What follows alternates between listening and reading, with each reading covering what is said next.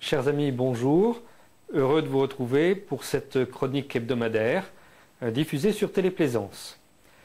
Aujourd'hui, nous allons parler d'un sujet qui agite un peu l'opinion, le procès de Charlie Hebdo.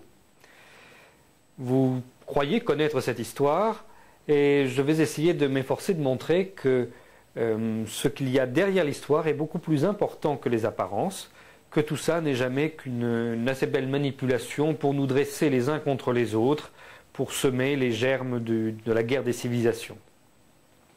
Alors, si vous vous souvenez de la présentation qu'on fait d'habitude de cette chose-là, on explique que en Norvège, au Danemark, pardon, un illustrateur de livres pour enfants n'arrivait pas à trouver de dessin parce que son livre critiquait l'islam. Et alors, un grand journal, le plus grand journal d'ailleurs du pays, a organisé un concours d'illustrateurs pour ce livre pour enfants. Certaines de ces illustrations étaient des caricatures assez violentes et elles auraient offensé la communauté musulmane danoise qui, n'arrivant pas à obtenir de réparation, aurait été alerté le reste du monde musulman et tout ça aurait provoqué de grandes émeutes. De son côté, on va à Paris, François, puis Charlie Hebdo aurait décidé de publier ces dessins pour défendre la liberté d'expression auxquels s'opposeraient les obscurantistes musulmans. Et en tout cas, c'est de cette manière que les choses ont été présentées au tribunal ces jours-ci. Simplement, si l'on réfléchit de plus près à cette histoire, il n'y a pas grand-chose qui soit cohérent. En premier lieu, comment arrive-t-on à passer d'illustrations pour un livre pour enfants à propos de l'islam à des caricatures de Mahomet, s'il s'agit d'ailleurs de caricatures de Mahomet. Il faut savoir que le Jyllands-Posten, le très grand quotidien, enfin en tout cas celui qui a une très grande diffusion au Danemark, qui a publié ces illustrations, est avant tout un journal qui milite contre l'islam et qui défend des positions que l'on qualifierait ici de racistes et d'extrémistes. Ce n'est pas une prise de position subjective que j'annonce là, puisque le Conseil de la presse au Danemark a plusieurs fois épinglé ce journal pour ses positions racistes, et que d'autre part, un observatoire européen du racisme a publié des études très précises sur le racisme dans ce journal. Donc c'est tout sauf un hasard si ça apparaît à cet endroit-là. Ensuite, on peut se demander comment on passe d'une critique de la religion à une dénonciation des musulmans qui seraient des terroristes. Là, il faut se souvenir que Flemming Rose, l'éditeur de ces caricatures dans ce journal, si vous voulez, le rédacteur en chef de ce journal, M. Rose est un ami personnel de Daniel Pipes, le grand théoricien aux États-Unis de la lutte contre l'islamisme. La théorie de Daniel Pipes, c'est que, certes, dit-il, tous les musulmans ne sont pas des terroristes, mais tous les terroristes sont des musulmans, donc il faut prendre des mesures préventives, policières, contre tous les musulmans. Mais le Jyllands-Posten est allé un peu plus loin, puisque avec la fameuse caricature de Mahomet avec son turban en forme de bombe, il s'agit d'insinuer que tous les musulmans sont des terroristes en puissance. Pourquoi le Premier ministre n'intervient pas au Danemark pendant cette crise ?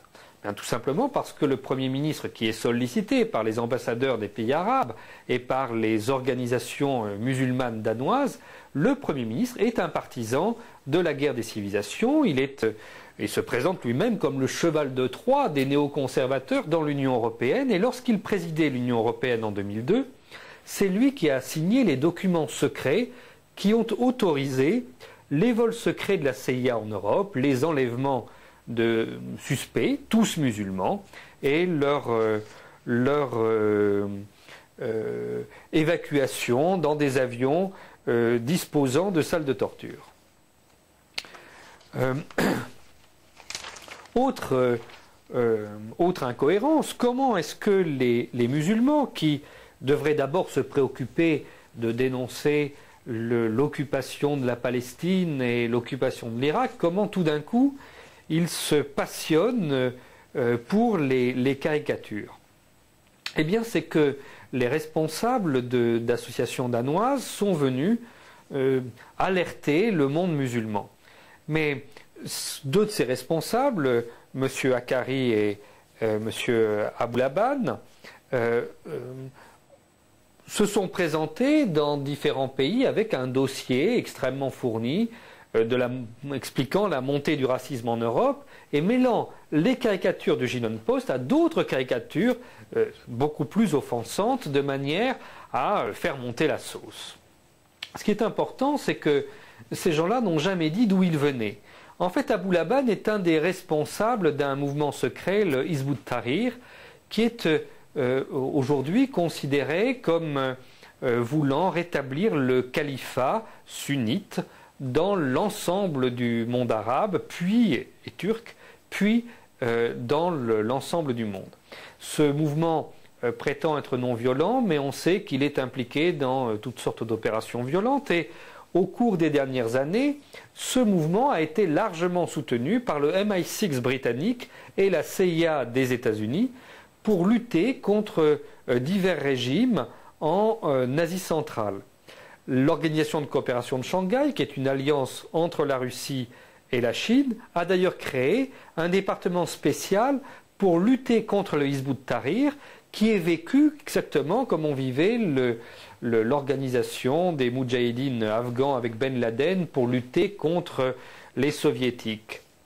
Donc on constate que les partisans de ces caricatures, comme les opposants à ces caricatures, sont tous des gens qui sont proches de l'Alliance Atlantique, de la CIA et qui prônent le conflit des civilisations. Ces caricatures ont par la suite été publiées en France par France Soir, puis Charlie Hebdo. Alors on a oublié que France Soir, à ce moment-là, était dans une crise administrative particulière et que les gens qui ont pris la décision de publier ces caricatures étaient favorables à la reprise complète du journal par un de ses actionnaires, dont le nom était secret à l'époque. On ne l'a connu que beaucoup plus tard. Il s'agit d'Arkady Gaidamak, qui est un trader d'armement très connu, qui fait l'objet de poursuites pénales en France, donc il ne se présente pas en France. Il vit réfugié en Israël, où il est le chef du Bétar, la milice de l'extrême droite israélienne. Et puis ces caricatures ont été republiées par Charlie Hebdo. Charlie Hebdo qui est présenté en France comme un journal d'extrême gauche, on pourrait plutôt dire que c'est un journal qui s'adresse à l'extrême gauche pour y passer des idées d'extrême droite. Et d'ailleurs, ce journal va organiser peu après un manifeste, un appel contre le nouveau totalitarisme qui essaye de créer une confusion entre les musulmans et l'intolérance.